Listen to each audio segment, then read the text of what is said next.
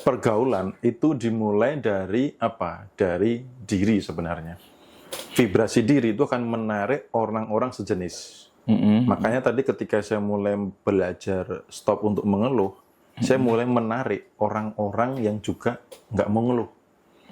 Orang-orang yang bermental kelimpahan. Karena kebalikan dari pengeluh itu kan keberlimpahan. Kalau sudah nggak ngeluh apa? Syukur kan? Syukur, benar. Nah, jadi pergaulan itu dimulai sebenarnya dari diri dulu.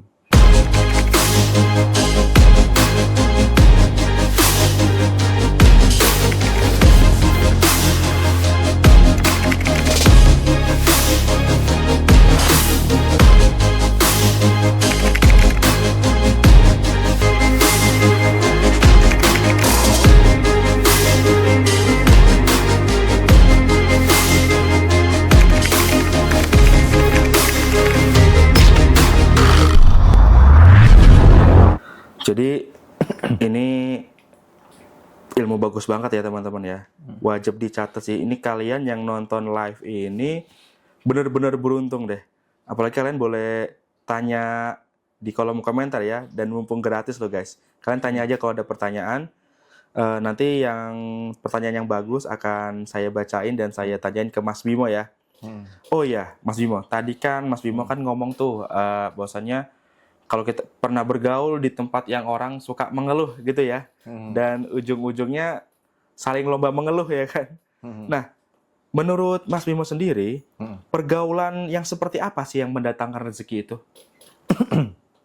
Oke, jadi pergaulan itu dimulai dari apa? Dari diri sebenarnya. Vibrasi diri itu akan menarik orang-orang sejenis.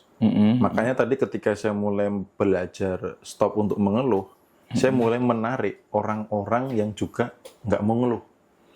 Orang-orang yang bermental kelimpahan. Karena kebalikan dari pengeluh itu kan keberlimpahan. Kalau sudah nggak ngeluh apa? Syukur kan? Syukur, benar. Nah, jadi pergaulan itu dimulai sebenarnya dari diri dulu.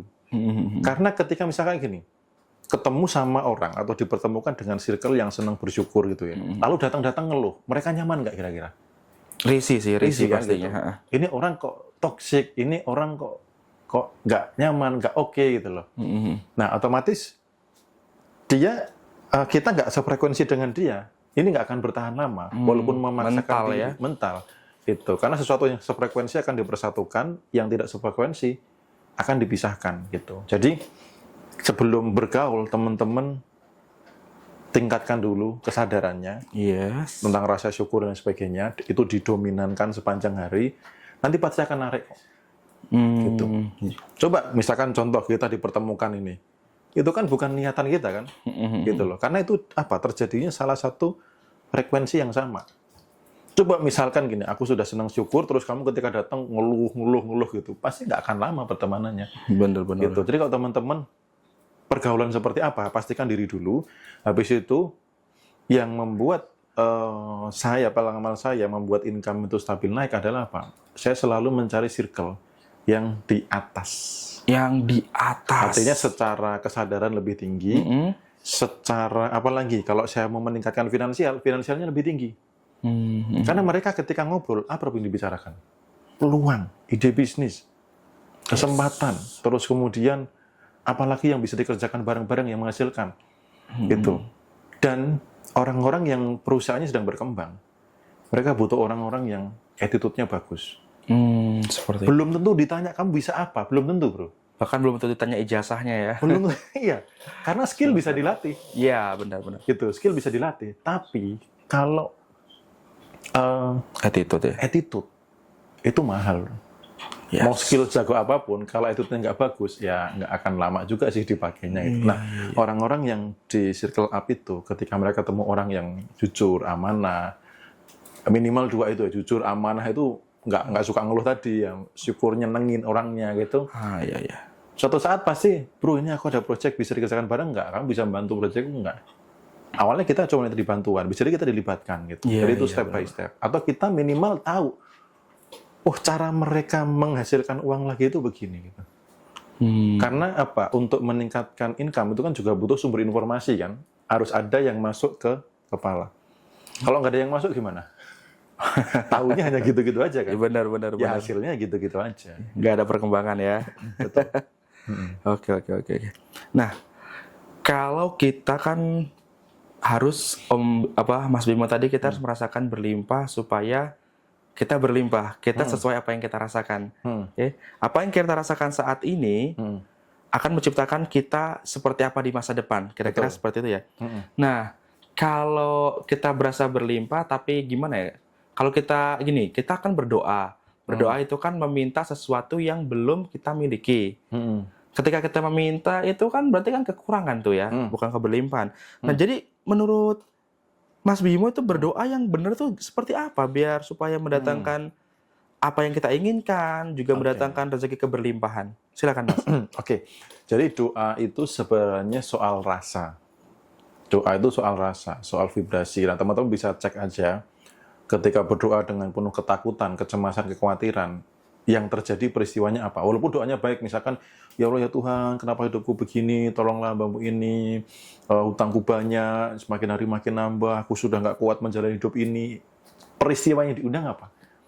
Masih kekurangan lagi. Iya, benar. Karena doa itu soal rasa. Soal rasa. Dan ada juga beberapa orang yang doanya terjebak di mantra, dalam tanda kutip. Hanya di kata-kata, hanya hafalan. Nah, semesta itu membaca bahasa kita itu dari vibrasi. Iya. Sebenarnya merasa berlimpah itu sudah doa, bro. Merasa berlimpah saja sudah doa ya? Sudah doa. Wah, seperti itu. Itu sudah doa, karena doa itu soal rasa. Jadi, bukan berarti nggak boleh doa yang secara dalam tanda kutip ritual keagamaan ya. Bukan berarti nggak boleh, itu boleh. Tetapi kadang orang terjebaknya, merasa sudah berdoa. Nah, setelah berdoa itu juga masih doa. Gitu loh. Iya. Makanya kalau di buku Sadar Kaya itu ya, buku Sadar Kaya Bosman, banyak orang yang meng-cancel doanya sendiri. Meng-cancel doanya ya? Karena setelah doa, rasanya nggak dijaga.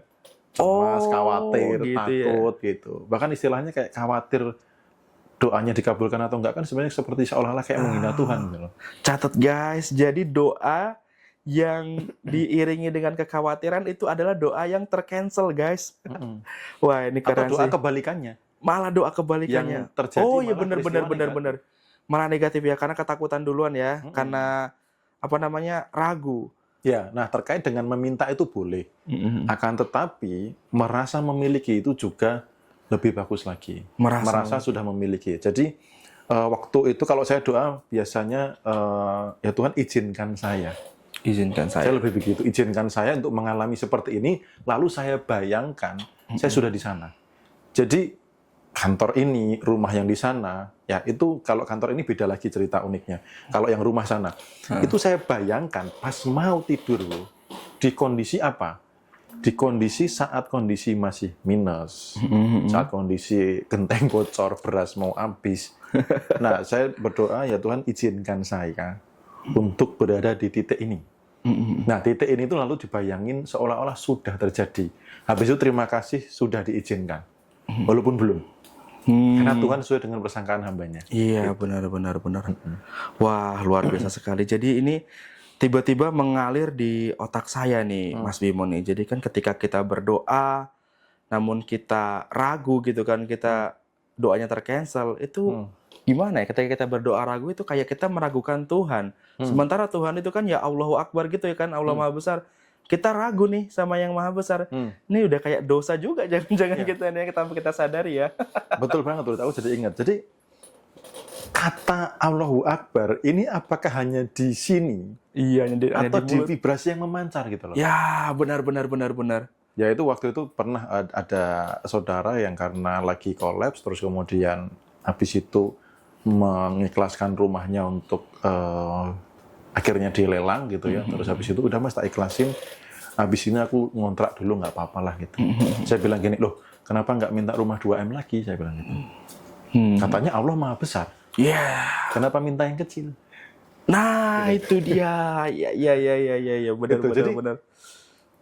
Ketika menyebut Allahu Akbar, Allah Maha Besar itu pastikan dengan rasa betul. Gitu loh. Karena kalau masih merasa kecil. Nah, sebutan itu berarti apa? Hanya di level kata. Iya. Coba kalau itu benar-benar dimaknai betul, teman-teman mengucapkan itu dengan pelan, dengan Rasa penuh rasa bahwa saya punya Allah yang maha besar, yang maha penyayang, maha pengampun, dan lain sebagainya. Wah, itu Lalu minta diizinkan untuk di titik ini. Dan itu dijaga sepanjang hari. Merasa sudah di situ, merasa sudah di situ.